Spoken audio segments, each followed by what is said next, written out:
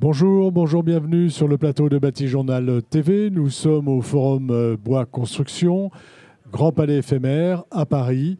Et nous allons quitter la région parisienne et nous allons partir en Guyane avec mes trois invités.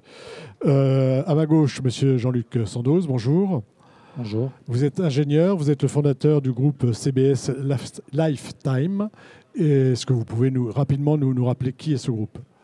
Oui, alors écoutez, donc moi je suis originaire du Jura, en zone de montagne. J'ai fait un diplôme d'ingénieur, j'ai fait de la recherche-développement à l'école polytechnique en tant que professeur pendant une première vie d'une quinzaine d'années. Et depuis les années 2000, ou même déjà depuis 91, puisqu'on fête nos 30 ans d'innovation et de développement, depuis 91, j'ai créé un bureau d'ingénieurs CBS. Ensuite, on a créé un atelier de préfabrication à Chambéry, Ecoteam, une entreprise de travaux et de travaux entreprise générale, Lifteam. Et donc, on a commencé de s'intéresser à la construction tropicale avec CBS en basculant à CBS en Guyane. Alors, à côté de vous, quelqu'un de CBS. Vous êtes monsieur Arnaud Maignan et vous êtes aussi ingénieur structure. Excusez-moi, bonjour. Bonjour. Bonjour. Et vous êtes aussi ingénieur structure chez CBS, c'est ça ? Oui, tout à fait. Voilà, et vous êtes intervenu en Guyane. Oui. À côté de vous, monsieur Franck Bracelet, bonjour. Bonjour. Vous êtes architecte, urbaniste et vous travaillez à Cayenne. Tout à fait. Le nom de votre agence ? Jungle Architecture Group. Voilà, et pareil, une petite carte de visite. Petite carte de visite, une trentaine d'années de Guyane. Après des petits stages en école d'architecture en fait, et un coup de foudre. Je suis tombé amoureux du pays. 1600 essences de bois, donc fatalement, on est venu à ce matériau rêvé. Et je suis resté là-bas pour développer toute la construction bois en fait. Voilà. Et donc aujourd'hui, vous travaillez sur ces systèmes bois. Ça représente quoi la construction bois en Guyane ? Alors, il y a eu une grosse sensibilisation qui a été faite depuis quelques années. Il y avait, comme dans beaucoup de pays, un rejet du bois, en fait, la sortie du vernaculaire, de la casse traditionnelle, etc. Et donc, le bois revient un petit peu par les édifices publics, par cette sensibilisation qu'on fait depuis une vingtaine d'années auprès des décideurs maintenant. Et donc vient un petit peu dans tous les domaines, que ce soit dans le tertiaire, dans le scolaire, dans l'habitat individuel.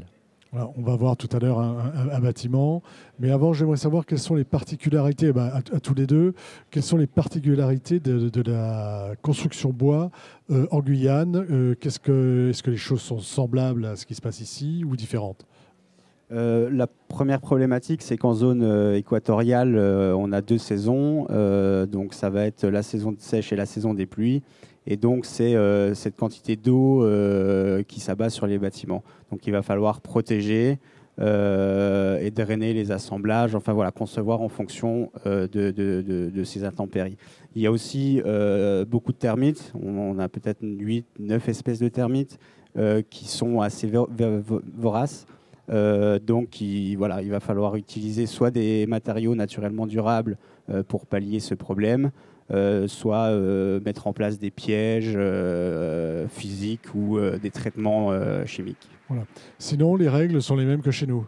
Enfin, que chez nous, on est en France, hein. Mais les règles sont les mêmes qu'ici. En fait, oui, globalement, l'architecture vernaculaire nous a appris à travailler avec le matériau bois. En zone tropicale humide, il faut bien ventiler. C'est bon pour l'habitant, mais c'est bon pour les matériaux aussi. Donc cette ventilation, les règles de protection constructive, justement pour que l'eau ne puisse pas rester coincée, accumulée. Les bois sont naturellement très durables puisqu'ils sont exposés dans cette ambiance. Donc il y a des règles constructives, mais ça reste dans la grande famille de la conception des structures en bois. Voilà, ce sont les mêmes règles, ce sont les eurocodes qui s'appliquent. Il n'y a pas de choses différentes. Donc vous avez dit 1600 essences de bois. 1600 essences identifiées. Il en reste peut-être quelques-unes encore. Alors, est-ce que vous les utilisez les 1600 ou est-ce que vous faites une sélection et c'est plutôt du feuillu, c'est ça ? Non, pas du tout. Il y a une trentaine d'essences Il y a 9 essences qualifiées aujourd'hui, bois de structure, donc certifiées, CE, qu'on peut utiliser dans le bâtiment comme l'épicéa, etc. Donc on va avoir par exemple l'angélique en D50, l'ébène en D70. Donc dans ces essences-là, on a différentes classes mécaniques et différentes classes biologiques. Sur le bâtiment là, Titan, on a utilisé 4 essences. Et potentiellement, dans ce qu'on a déjà, parce que le CIRAD a déjà fait énormément de tests, mais pas certifiés à l'Eurocode, donc c'est des tests mécaniques avec une valeur moyenne, on va avoir une trentaine ou une cinquantaine d'essences potentiellement utilisables. Comme point de repère, on peut ajouter que quasiment la plus faible essence guyanaise est meilleure que la meilleure de toutes nos meilleures essences continentales. Chez nous, c'est le Mélèze qui a la plus haute performance. Et là-bas, D50, c'est déjà très, très au-dessus du Mélèze. Et on construit en D70. Et les essais de caractérisation montrent qu'on pourrait encore aller au-delà du D70, qui n'existe théoriquement pas dans l'Eurocode pour l'instant. Il faudrait créer encore une échelle. Il faudrait créer une échelle. Donc on a des bois très performants. Et architecturalement parlant, on a des textures, des couleurs qui sont infiniment plus variées que ce qu'on peut avoir en Europe. Voilà. Donc il y a vraiment une grande variété. On va parler de ce bâtiment. Expliquez-nous de quoi il s'agit et comment la construction bois vient s'y inscrire. Donc en fait, c'est un concours qu'a lancé le CNES. La genèse de ce concours qui a été lancé et l'optimisation des surfaces foncières un petit peu de tous les bureaux du centre technique, notamment pour le centre spatial, ESA-CNES. Et donc, dans cette politique, ils ont lancé ce nouveau projet de pôle directionnel et administratif pour le centre technique. Et on a fait le pari. Il y avait une demande plus ou moins avouée en fait, d'avoir un petit peu d'éléments de matériaux durables, de circuits courts, etc. sur la filière, sans être vraiment affirmé. Et donc on a pris ce pari assez audacieux de faire un bâtiment à cœur de bois, en fait, avec une enveloppe, malgré tout, pour rassurer le centre spatial qui change de culture radicalement, de cette culture de la structure métallique qui date des années 60, des immeubles paillerons, etc. Et donc, de manière à minimiser un petit peu le choc et à ne pas faire une trop grosse marche à sauter d'un coup, on a malgré tout emballé le bâtiment de murs rideaux aluminium, avec toutes les problématiques de conception bioclimatique et de protection solaire qui sont très fortes en Guyane. Là, on le voit bien. Donc en image de l'extérieur, on a l'image d'un bâtiment totalement classique, qui s'inscrit quand même de manière beaucoup plus contemporaine que ce qu'il y avait sur le centre technique. Ce projet doit normalement servir de charte architecturale pour les 20 ans à venir de la restructuration de tout le centre technique. Donc l'enjeu est plus qu'important. Puisque normalement tous ces processus devraient être conduits sur tous les futurs bâtiments du centre spatial. Et donc montrer ce côté technologique, comme dans le spatial, sur le côté process, préfabrication, le côté innovant du bois, parce qu'on a fait un bâtiment avec CBS, on a fait qualifier les essences, on a fait tous les essais feu, les essais mécaniques, et donc on a un bâtiment R+3, tout en bois, structure et plancher. Juché sur un rez-de-chaussée, c'est pas facile. Ça, c'est pas facile, vous prenez des risques, surtout osé. en fin de journée. Et on a une image finale du bâtiment qui est très, très conviviale. On a mis un gros accent sur la convivialité des bureaux, sur les espaces de réunion. Et donc on a abouti, on n'a pas tout à fait livré le chantier encore, on est sur la fin. Cette image-là, c'est très inhabituel pour les gens du CNES ? Ah, c'est totalement inhabituel, pas que les gens du CNES, parce que c'est le premier immeuble de bureau qu'on fait avec autant de bois en structure. On a participé, et c'est le centre spatial qui nous a permis aussi de qualifier ces essences pour valider un principe constructif qu'avait développé CBS, en fait, mais qu'on décline en essence locale, en fait. Et donc le CNES a participé au financement, a financé même totalement les essais de qualification du process. Et donc maintenant, c'est une étape de passé qu'on va essayer de décliner dans d'autres secteurs après, sur du logement, sur du scolaire. Voilà, c'est le bâtiment qui doit être de la vitrine et qui en même temps vous a permis de qualifier le process constructif avec les essences que l'on a localement. Voilà, qui rejoint le centre spatial sur le côté innovation, technicité, etc. Et on est arrivé, à force de travailler sur la conception et d'essayer de moderniser ce matériau au centre technique, arriver à un système semi-industrialisable qui nous permet vraiment d'arriver sur peut-être des projets de logements sociaux, etc., où tous les éléments sont de même section, de même longueur. Il y a une forte recherche de préfabrication pour aussi limiter les coûts à la pose, etc. Et c'est important pour développer la filière avec des projets pilotes de ce type. C'est quoi le système constructif CBS ? Alors justement, chez nous, dans le groupe CBS Lift Team, on a 30 ans de recherche et d'innovation et on a des systèmes constructifs qui permettent d'utiliser des bois massifs de petites sections qu'on réassemble pour créer des structures plus importantes. Et donc, on dit généralement qu'on a de la laine et qu'on tricote avec cette laine pour faire des ensembles. Et donc, ici, ce qu'on fait en épicéa se décline là-bas avec des bois durs pour faire la même chose, mais avec les performances qu'on peut avoir avec ces bois tropicaux très durs, bois feuillus très durs. Donc, ce qui veut dire, par exemple, qu'on aura des sections plus faibles. Exactement. Donc, on garde la même grammaire, si vous voulez, mais simplement, on adapte avec les performances et on arrive à faire des innovations architecturales qui nous emmènent encore un pas plus loin de ce qu'on savait faire ici, parce qu'on a un matériau d'extrême performance qu'on n'a pas en Europe, qu'on n'a pas sur le continent.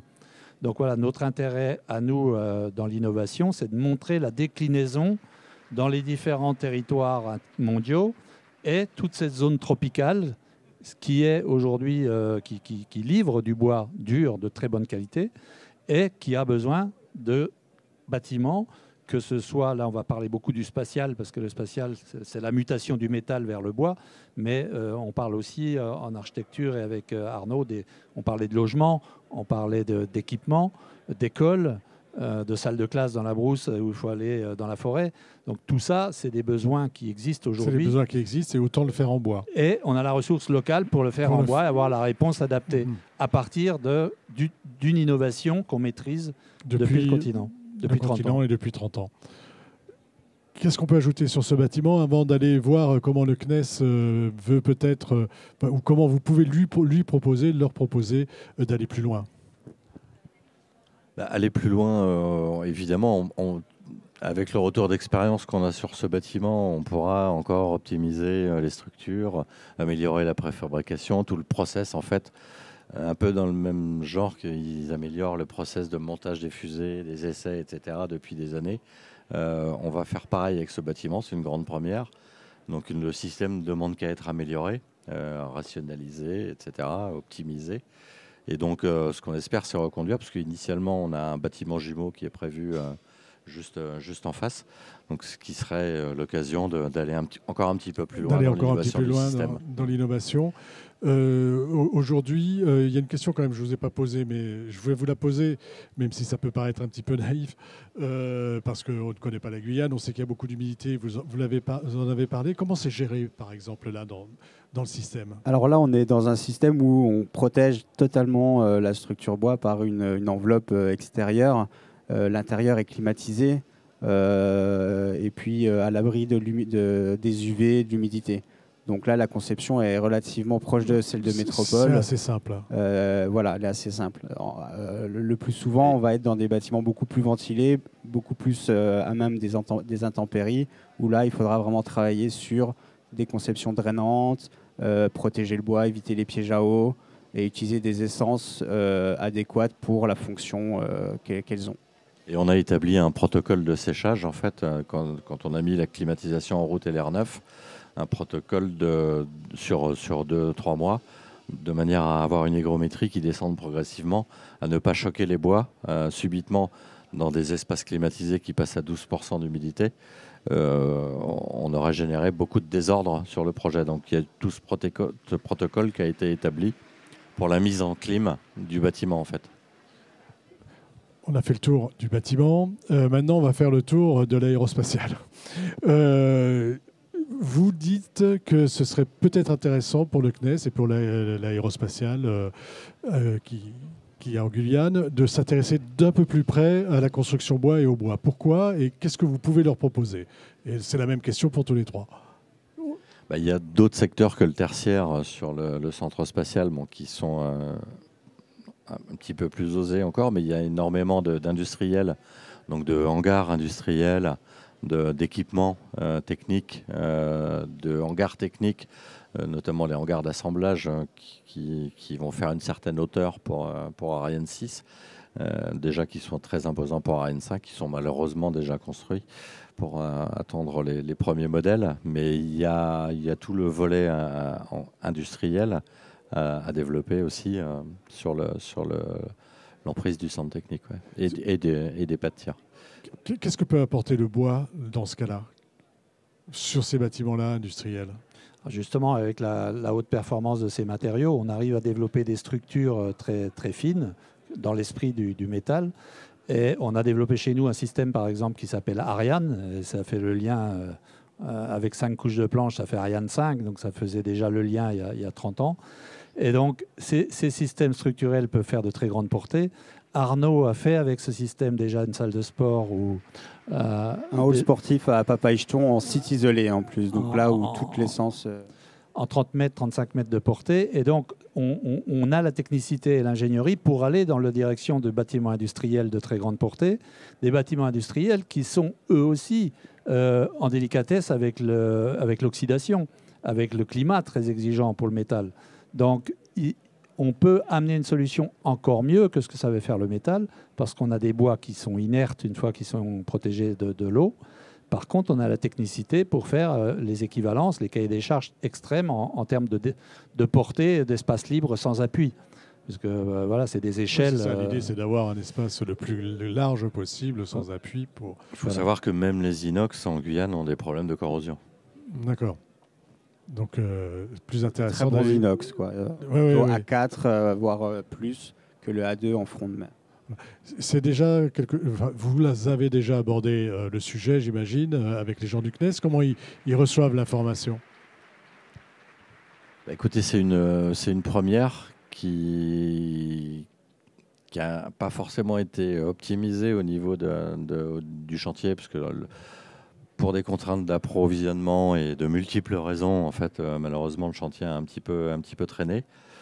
Donc je pense que, en devoir de mémoire, tout ça sera oublié et qu'on va laisser la place malgré tout à l'innovation et à la place du bois, parce que malgré tout, je pense que tout le monde est vraiment satisfait du bâtiment et que j'espère qu'on pourra le reconduire sans souci.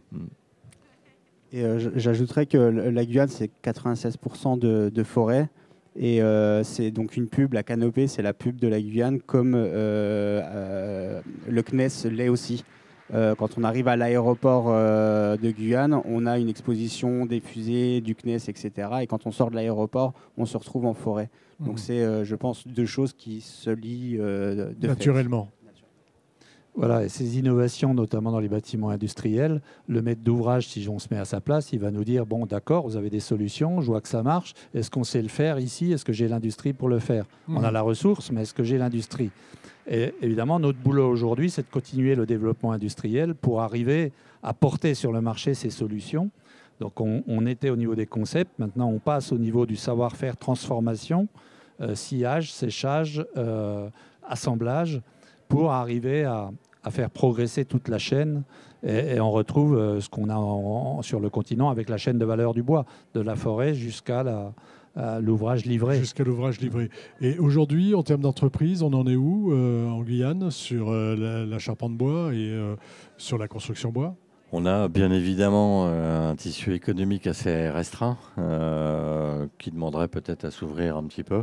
Il y a de la compétence pour mettre en œuvre un petit peu tous ces systèmes un petit peu innovants.